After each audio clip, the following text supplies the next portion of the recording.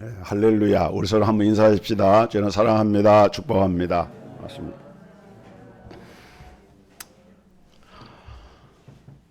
우리 그리스도인의 삶은 한마디로 말하면은 감사하는 삶이다. 무엇이 감사한가? 구원받은 것이 감사하고, 죄사함 받고 하나님의 자녀가 되고 천국 백성이 된 것이 감사한 것이죠. 또 이렇게 코로나 같은 위기 가운데서도 하나님을 예배할 수 있다고 하는 것이 감사하고, 이런 건강 주신 것이 감사하고, 또 우리에게 안식과 휴식을 갖게 하시는 것이 감사한 것이죠.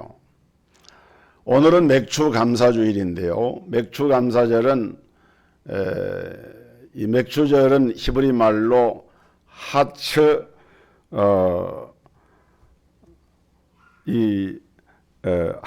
하카츠르라고 하는 그 이름인데, 거두어서 추수하는 절기라는 뜻을 갖습니다. 거두어서 추수하는 절기예요. 이 맥추절을 다른 말로는 칠칠절이다 또는 오순절이다 이렇게 얘기하는데, 그거는 원래 그 곡식의 첫 열매를 거두는 절기가 초실절이거든요. 초실절로부터 시작을 해서 7주를 지나면은 모든 추수기가 이제 완료가 되는 거예요. 그래서 이걸 칠칠절이라고 말하고, 칠칠절이 지나면 그 다음이 바로 이제 오순절이 되는 것이죠. 그래서 우리 기독교의 중요한 절기와 밀접하게 관련되고 있는 것이 맥주 감사 주일입니다. 또 오순절은 신약에 와서 성령 강림절이 되고 있기 때문에, 그래서 여러 가지 의미를 담고 있는 것이 맥주 감사절인데, 오늘 이 에베소 5장에서 우리가 두 가지 사실을 꼭 기억을 하면 좋겠다. 첫째는 왜 우리가 범사에 감사를 해야 하는가? 두 번째는 왜 우리가 항상 감사를 드려야 되는가 하는 데 대해서 초점을 맞추어서 말씀을 나누고자 합니다. 오늘 성경에 보면은 범사에 우리 주 예수 그리스도 이름으로 항상 감사하며 그랬어요. 여기 보면은 하나님께 감사를 드리는데 예수 그리스도의 이름으로 감사하며 그랬거든요. 그 말을 바꿔 말하면은 예수 그리스도의 이름으로라고 하는 말을 대신해서 때문에라고 하는 말로 바꾸어도 이 문장이 전혀 이상하지 않은 것이죠. 그러니까 예수님의 이름으로 감사하라, 그 말은 예수님 때문에 감사하라. 예수님 때문에. 여러분, 우리가 감사할 이유가 어디가 있습니까? 하나님의 자녀된 우리들은 예수 그리스도 때문에, 예수 그리스도 한 분만으로 범사에 감사하고 항상 감사할 수 있는 존재가 될 수 있다, 이렇게 말하고 있는 거예요. 그래서 감사 지수가 있어요. 우리가 장마철에 불쾌지수가 있다 그러는데, 그런 것처럼 우리 신앙인들은 감사 지수가 있습니다. 저 사람이 얼마만큼 이렇게 감사 생활하는가 보면은 감사 지수는 높으면 높을수록 좋은 거예요. 감사 지수는 믿음 지수하고 비례합니다. 행복 지수하고 비례합니다. 그 사람이 믿는 사람이나 안 믿는 사람에게 감사를 많이 하는 사람은, 매력 있는 사람은 매력 지수하고도 아주 깊은 관계가 있어요. 그래서 우리는 감사해야 되는데, 범사에 우리 주 예수 그리스도의 이름으로 항상 아버지 하나님께 감사하라. 근데 제가 설교는 이렇게 하지만은 저도 그렇게 못하거든요. 이 사실은 우리가 이 말씀을 전하고 또 받지만은 막상 우리 삶 속에서 항상 범사에 감사하고 있느냐 이거예요. 범사라고 하는 말은 모든 일에, 좋은 일이나 굳은 일이나 기쁜 일이나 슬픈 일이나 세상에서 잘 되거나 못 되거나 범사에 감사해라. 또 항상 우리가 어떤 상황에 처해든지 항상 감사해라. 이것이 오늘 성경이 시정일관 어떤 상황을 만나도 변함없이 감사하라고 하는 성경의 가르침입니다. 이렇게 강도가 높은 의미를 가진 말씀을 우리가 읽으면서 또 말씀을 들으면서 또 말씀을 전하면서 저 자신부터 이 말씀 앞에 가책을 받지 않을 수가 없어요. 왜냐하면 우리가 항상 감사해야 된다라고 하면서 때로는 감사하지 못할 때도 있고, 범사에 감사해야 된다고 하는데 범사에 감사하지 못할 때가 있기 때문입니다. 저도 설교를 강단에서 감사라고 하지만은 옛날에 서당 선생님이 학생들을 가르치는데 나는 바람풍 할지라도 너희는 바람풍 하지 말아라 그랬다 그래요. 원래 풍자가 바람풍자잖아요. 근데 선생님이 혀가 잘 안 돌아가는 거예요. 바람풍자가 발음이 안 돼가지고 나는 바람풍 할지라도 너희는 바람풍 하지 말아라. 그런 것은 똑같아요. 여러분, 남의 이야기는 하기가 쉽지만은 내 이야기를 할 때는 달라질 수밖에 없습니다. 범사에 감사하십시오 하고 설교하기는 쉽습니다. 항상 감사하십시오 하고 얼마든지 외칠 수가 있습니다. 그러나 여러분, 우리가 이 말씀을 좀 더 진지하게 나의 말씀으로 받아들여서 나에게 적용을 해본다라고 하게 되면은 사실 이 말씀을 100% 그대로 실행 실천한다고 하는 것이 결코 쉬운 말씀이 아니라는 거예요. 예를 들어서 젊은 나이에 아내가 암에 걸려가지고 사경을 헤매고 있는 남편에게 범사에 감사하라, 항상 감사하라, 이 말씀을 그대로 받아가지고 그 가운데서 감사할 수 있는 일이 쉬운 일이겠습니까? 난치의 병으로 오랜 지병을 가지고 하나님 앞에 아무리 기도하고 부르짖어도 하나님이 고쳐주지 아니하시고 오히려 병은 점점 깊어지는 가운데 있는데 그런 자신을 바라보면서 그 입에서, 그 환자 입에서 감사가 나오겠는가? 평생 동안 십자가의 짐처럼 어린아이가 장애를 가지고 태어나가지고 장애를 둔 그 어머니가 아이를 기르면서 정말 성경에 가르치는 말씀처럼 그렇게 항상 범사에 감사가 나오겠는가?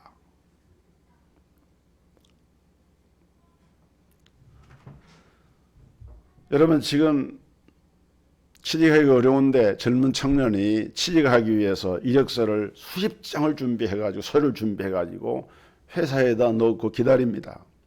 면접이라도 보면 좋겠는데 면접 서류 심사에서도 떨어지는 거예요. 면접도 안 되는 거예요. 그런 청년의 입에서 정말 마음에서 우러나는 그런 감사가 나오겠는가? 과연 내가 이런 경우를 당했다고 하면은 정말 감사할 수 있겠는가? 하나님 감사합니다 고백할 수가 있겠는가? 오늘 저나 여러분이나 이런 입장에서 이 말씀을 보아야 한다는 것입니다. 인간적으로 보면은 이 말씀은 어때요? 현실성이 없습니다. 비현실적인 말씀이에요. 우리가 아무리 좋은 신앙을 가지고 신앙으로 그것을 받아들이고 하더라도 이 말씀 그대로, 액면 그대로 실행하고 실천한다고 하는 것이 결코 쉬운 일이 아니에요. 이상론입니다. 그래서 이런 말씀을 볼 때 그냥 적당히 보고 넘어갈 수도 있어요. 그런데 오늘 말씀에 제가 결론부터 말씀을 드리자고 하면은 그렇게 해서는 안 된다는 거예요. 이 말씀이 결코 비현실적이고 실제로 우리 삶과 부딪힐 때 실행하기 어렵지만은 그럼에도 불구하고 우리는 이 말씀을 붙잡고 그렇게 하기를 힘써야 되고 성령의 도우심을 받기를 기도해야 되고 그렇게 살도록 노력을 해야 한다고 하는 것이 오늘 이 말씀이 우리에게 주고 있는 교훈입니다. 자, 우리의 아버지 되신 하나님이 범사에 항상 감사하라고 이렇게 명령을 하고 계시는데, 하나님, 이건 아무리 봐도 너무 비현실적입니다. 어떻게 그렇게 할 수가 있습니까? 하고 변명을 하거나 토를 달거나 이유를 달아서는 안 된다는 거예요. 여러분, 우리가 누구 때문에 감사를 하는 것이죠? 아까 예수 그리스도 이름으로 그 말을 예수님 때문에라고 바꿀 수 있다고 했죠. 우리가 감사하는 한 가지 이유는 예수님 때문에 그렇게 감사를 하는 거예요. 예수 그리스도를 믿기 때문에, 예수 그리스도가 나의 구원의 주님이 되시기 때문에, 예수 그리스도가 나의 과거와 현재와 미래의 모든 죄를 한 몸에 지시고 십자가의 고난과 죽음을 당하신, 그리고 그 십자가에서 다시 무덤에 장사되는 바 되었다가 무덤에 다시 살아나신 그 이유 때문에 우리는 항상 예수 그리스도의 이름으로, 예수 그리스도 때문에 감사하고 범사에 감사하게 된다는 말씀인 것입니다. 우리 하나님께서는 누구든지 예수를 믿는다고 고백하고 그 옷자락을 믿음으로 붙잡는 사람은 그가 무슨 죄를 범하였던지 그 죄를 용서하셨어요. 의인은 없나니 하나도 없다고 했지만은 그리스도 예수 안에서 우리는 무조건적으로 의인이 되었습니다. 하나님의 자녀가 되었어요. 천국의 백성이 되었어요. 그리스도를 누리는 자가 되었어요.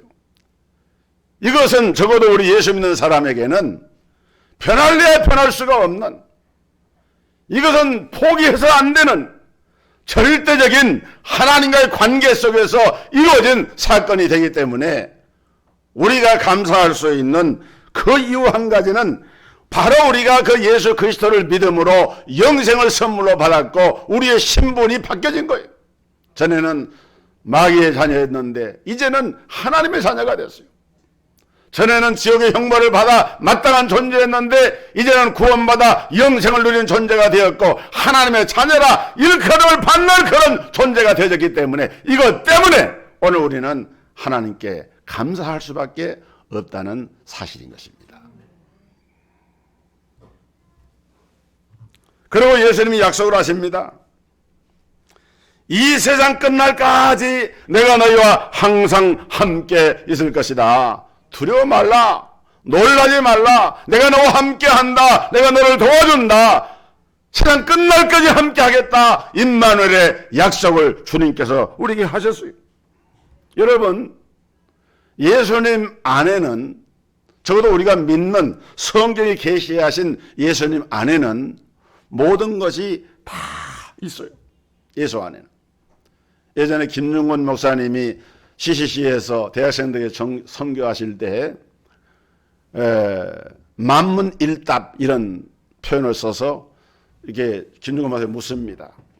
여러분, 인생의 해결자가 누굽니까? 예수 그리스도. 구원자가 누굽니까? 예수 그리스도. 모든 만 가지 질문에 대한 답은 한 가지다. 만문일답. 예수 그리스도 안에다 답이 있다. 믿으시기를 주의 이름으로 축복합니다. 그리스도 예수 안에서 인생의 모든 문제에 대한 답이 있기 때문에 정말 내가 예수님을 사랑하고 예수 안에 거하는 자들은 어떤 환경 속에서라도 감사할 수밖에 없고 감사해야 된다는 거예요. 그것이 바로 이 말씀이 주는 교훈입니다. 여러분, 세상 사람들이 가지고 즐기는 것이 나에게 없다 할지라도 우리는 감사해야 됩니다. 왜? 예수님 때문에. 하나님께서는 서로 세상에서 아무것도 얻은 것이 없다고 할지라도 예수님 한 분만 소유하고 그분을 발견하고 진정으로 하나님의 자녀로서의 행복을 찾았다고 하면은 그 사람은 언제든지 감사할 수 있어야 되고 감사해야 된다라고 말씀을 하고 있는 거예요. 오늘 지금까지 예수님 때문에 범사가 감사할 수 있어야 되는데 그런 삶을 조금이라도 살지 못한 부분이 있다고 하면은 오늘 말씀을 전하는 김 목사가 그 마음의 가책을 받고 여러분이 고백했듯이 여러분들도 하나님 앞에서 이것을 고백하고 이건 정상이 아니다. 예수 안에서 우리가 범사에 감사하는 건 너무도 당연한 것이다. 여러분 그렇게 인정하고 고치시기를 바랍니다. 그렇게 하셔야 돼요. 여러분 많이 가졌다고 감사하는 사람 보셨습니까? 몸이 건강하다고 그냥 자랑하고 그것 때문에 감사하다고 자기 소원을 다 성취했다고 그것 때문에 감사하고 사실은 진짜 감사는 뭘 가졌고 이루었고 내게 어떤 조건이 주어진 데서 오는 것이 아니라 진짜 감사는 예수님 한 분 때문에 감사하는 거예요. 예수님이 나의 주님이 되시고 나의 하나님이 되시고 나의 구원의 주가 되신다고 하는 사실을 믿어지는 그 믿음을 가지게 되면 서로 한순간 불평이 오다가도 그 사실을 생각하면서 기도하는 가운데 그래 내가 감사할 것이 얼마나 많은데 깨닫고 돌이키고 감사하게 되는 것입니다. 이것이 그리스도인들의 감사예요. 우리는 다른 어떤 것보다도 예수님 때문에 감사하는 거예요. 여러분 감사는 이거는 하나님의 명령입니다. 너희는 감사하는 자가 되라 그랬어요. 명령입니다. 아버지 되신 하나님 우리에게 범사에 감사하라 항상 감사하라 명령을 하시는데 하나님 아버지가 그렇게 명령을 하신다면 우리는 아무리 어려운 일이라도 어떻게 됩니까? 하나님 명령이니까 순종을 해야 되는 것이죠. 왜 그렇습니까? 우리가 하나님의 명령을 지켜 순종하려고 하면은요, 이게 사실은 현실적으로 쉽지가 않습니다. 근데 우리가 알아야 될 사실은 하나님께서 성경의 모든 원리가 그래요. 어떤 것을 하나님 명령하신다. 그래서 내가 그 명령을 듣고 순종을 하잖아요. 그러면은 나에게 기존에 없었던 내가 그 명령을 받아서 순종하기 전까지는 나에게 부족했던 그 부분을 하나님께서 그 명령을 순종하는 순간에 은혜로 부어주시는 역사가 일어나게 됩니다. 그게 은혜예요. 그러니까 하나님 앞에 그 은혜를 우리가 받으면 받을수록 정말 하나님의 이것은 은혜로구나 라고 깨달아지는 순간이 오는데 그건 어떤 때 오느냐? 감사할 때 오는 거예요. 감사할 때. 범사에 감사하라 하나님 명령하시는데 하나님 저는 못합니다. 근데 하나님 뭐라고 그럽니까? 찬성하지 말고 감사해. 네가 더 감사할 수 있도록 내가 은혜를 부어줄 거야. 너 항상 감사해라. 하나님 어떻게 항상 감사합니까? 저는 그렇게 할 수 없습니다. 아니야. 내가 너에게 능력을 줄 터인데 능력을 주면 너는 그 가운데서도 감사할 수 있어. 항상 감사해. 하나님 그 은혜를 주신다는 거예요. 어떤 사람이 앞길이 아주 막막했습니다. 그러면은 그 입에서 원망이 터져 나오고 불평이 터져 나올 텐데 그럼에도 불구하고 이 사람 위에서 무슨 말이 나옵니까? 하나님, 제 앞길이 캄캄하지만은 주님이 제 앞에 들여진 구름들을 다 걷어내시고 광명한 햇빛처럼 하나님의 은혜의 햇빛을 비춰주셔서 내 길을 걸어가게 하실 줄로 저는 믿고 감사를 드립니다. 여러분 감사할 때 하나님의 역사가 나타나는 거예요. 감사하는 것만큼 믿는 거예요. 그래서 아까 말씀했죠. 감사지수는 신앙지수다. 감사하는 만큼 행복할 수 있습니다. 우리는 감사하는 만큼 다릅니다. 누구하고? 세상 사람들하고. 세상 사람들은 감사하기가 쉽지가 않아요. 원망 불평을 안 하면 다행이죠. 그러나 정말 감사거리가 있겠는가? 감사거리가 없어요. 그러나 오늘 우리 입에서 계속 감사가 나옴으로써 세상에 믿지 않는 사람들과 우리는 확연하게 다르다라고 하는 것을 보여줘야 된다는 거예요. 아, 예수 믿는 사람들은 과연 다르구나. 여러분, 그렇기 때문에 이제부터라도 하나님 앞에서 의도적으로라도 감사를 하시기를 주의 이름으로 축복합니다. 의도적으로. 나는 예수님 믿는 사람이다. 예수님 때문에 나는 무조건 감사할 수 있어. 자기의 내면에다가 자기의 속사람에다가 자기 스스로 하나님의 말씀으로 격려하면서 그래, 나는 예수 믿는 사람이야. 예수를 믿기 때문에 나는 감사할 수 있어. 아무리 어려운 역경이나 난관에 처한 그런 상황에서도 나는 감사할 거야. 이게 신앙인 거예요. 이게 믿음이에요. 그럴 때 우리의 믿음이 더 깊어집니다. 그럴 때 우리가 더 행복해집니다. 그럴 때 우리가 더 매력 있는 사람이 되어지고 세상에 믿지 않는 사람들과 구별되어지는 정말 그리스도인이라고 하는 것이 어떤 것인가를 보여주는 계기가 되는 거예요. 하나님께서는 우리 모든 성도들이 이런 멋있는 성도들이 되기를 원하고 계시는 줄로 믿습니다.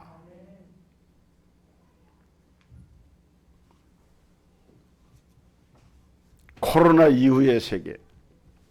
제가 지난번에 한번 말씀했던가요? 역사의 기원을 AD와 BC로 나눴습니다. 아노 도미니와 비포 크라이스트, 주전과 주후로 나눴는데 지금 많은 사람들이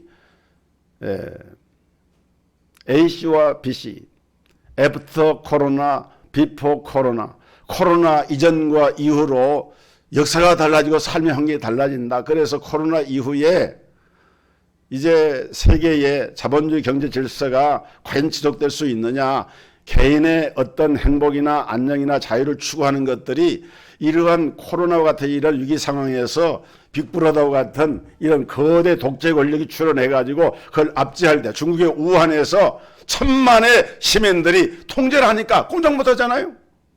중국 공산당이 가능한데 앞으로는 그런 유형의 그런 정부가 올 수 있어요. 좀 죄송하지만 대한민국의 이 정부도 그런 정부로 갈 수도 있다는 거예요. 그런데 우리는 기도해야 됩니다. 그리고 제가 이제 코로나에 관계해가지고 성경에 말하는 종말에 관한 이런 메시지도 몇 차례 전하고 그랬는데 혹시 여러분들이 불필요한 그 불안이나 이런 것을 가지시면 안 됩니다. 저는 언제나 메시지를 재앙에 관한 설교하더라도 결국 핵심은 우리 그리스도인들은 하나님의 피난처가 있고 하나님을 구별하시고 하나님께서 먼저 그를 휴거를 한다든지 하나님의 피난처로 보호하신다는 것을 강조해서 말씀을 했어요. 그런데 코로나19에 대해서 동두천에 가면 두레교회 김준홍 목사님이 거기 목회를 하는데 그분이 얼마 전에 이런 글을 올렸더라고요. 코로나 이후의 세계라고 하는 신간 서적을 소개했습니다. 이 책의 저자는 세계 1위의 미래학자로 인정받고 있는 제이슨 생커가 썼고 박성현 씨가 번역해서 미디어 숲에서 출간한 책인데 코로나19의 이 중국의 폐렴으로 온 세계가 이제 몸살을 앓고 있는 이런 때에 과연 코로나 이후의 세계가 어떻게 변할 것인가.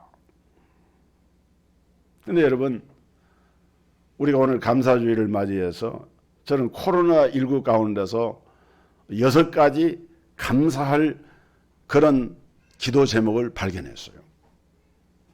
지난 목요일 날 저녁 기도회 때도 잠깐 제가 언급했습니다마는 우리가 이 코로나 사태가 가져온 긍정적인 면, 감사거리를 찾아보자면 첫째는 이번 사태로 인류가 많이 겸손해지고 있습니다. 큰 나라도 작은 나라도 힘센 나라도 힘 없는 나라도 후진국도 선진국도 이런 선진국이라고 뭐 대단하게 어깨에 힘주던 그런 나라들도 코로나 앞에서 맥을 못 추잖아요. 어쨌든 개인이나 국가나 공동체나 겸손해지지 않을 수가 없어요. 낮아지지 않을 수가 없어요. 겸손해진 거예요.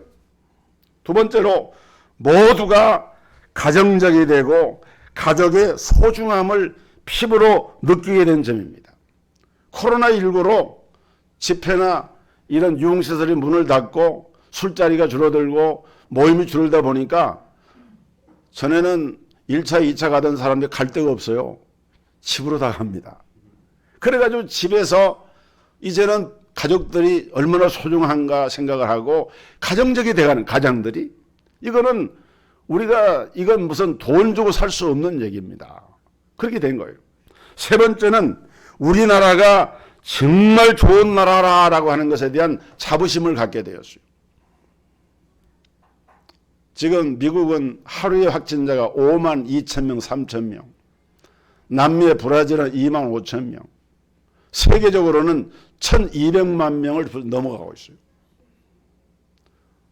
우리나라 그 코로나 초기에 논란도 있고 했지만은 참 우리가 하나님께 감사하고 우리나라에 감사한 것은 어쨌든 우리나라가 지금 코로나를 간헐적으로 환자가 발생하고 있지만은 이 정도로 통제하에서 컨트롤하고 있다라고 하는 것은 지금 세계적으로 대한민국의 위상이 굉장히 높아졌어요. 이게 감사할 일이에요. 그 다음에 네 번째는 코로나 전국이 우리 대한민국에는 절호의 기회가 된다는 거예요. 어떤 기회냐. 여러분 세계 역사를 간단하게 좀 설명드리면은 로마가 제국이 세계를 제패한 것은 로마의 보병 군단이 세계를 제패했어요. 그리고 14세기 오면은 징기스칸의 몽골 군대가 기병으로 세계를 제패했습니다. 그리고 그로부터 약 한 200년 후에 영국은 해군으로 세계를 제패했어요. 그리고 이제 미국은 공군으로, 공군의 위성을 보내가지고 공군의 장악력으로 세계를 제패했어요. 앞으로 이 세계는 누가 제패를 하게 되느냐?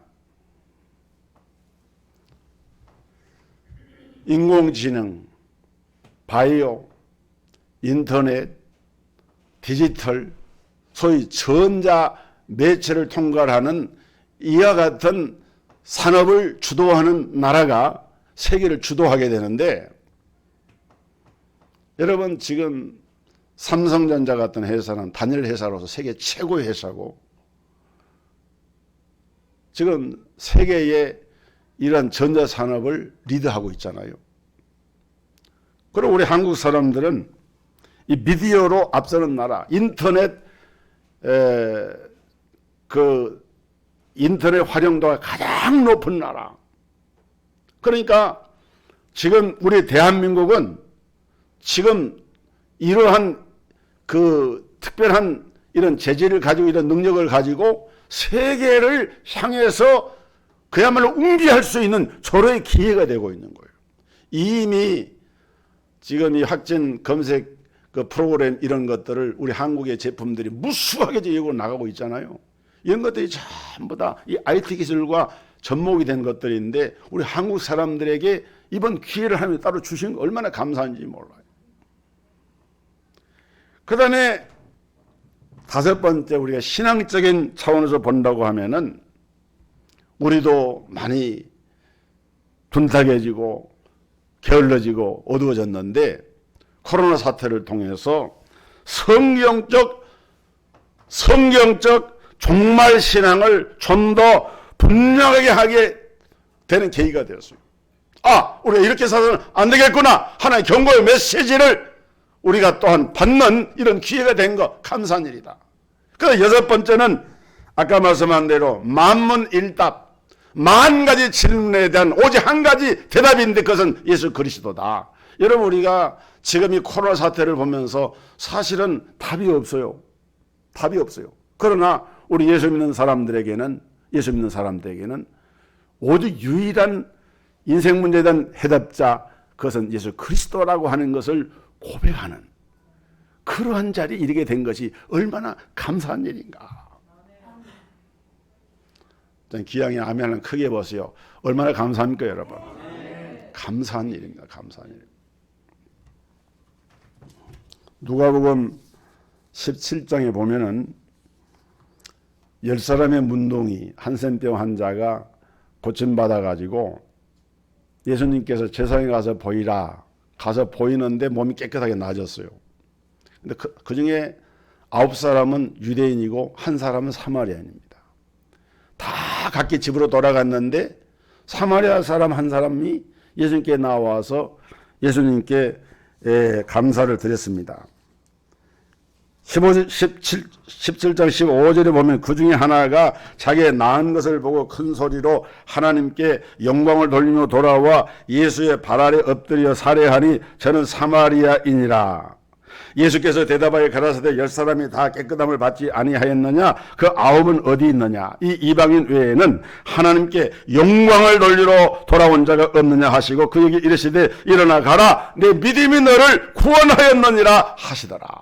이 사람은 문둥병만 고침받은 것이 아니라 나머지 9사람은 문둥병 고침받았지만은 구원받지는 못한 거예요. 그러나 육신의 병에서도 자유함을 얻었고 이 사마리아 사람은 영혼도 구원을 받았습니다. 어떻게 함으로? 감사함으로.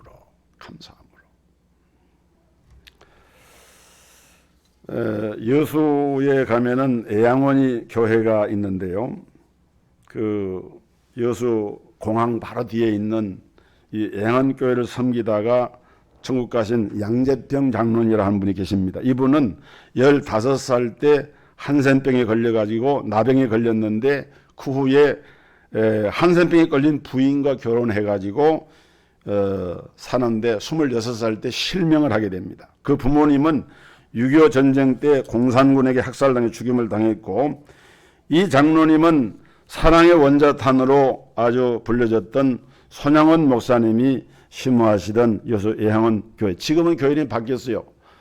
성산교회라고 이름을 바뀌었는데 그 교회에서 장로님으로 섬기다가 2007년에 84세를 일기로 소천하죠. 제가 직접 가서 뵌 분입니다. 저도 거기에 몇 차례 여러 번 갔는데, 그런데 한센병으로 정상인처럼 생활할 수 없었지만은 이분은 많은 한센병 환자들을 기쁨과 사랑으로 섬겼습니다.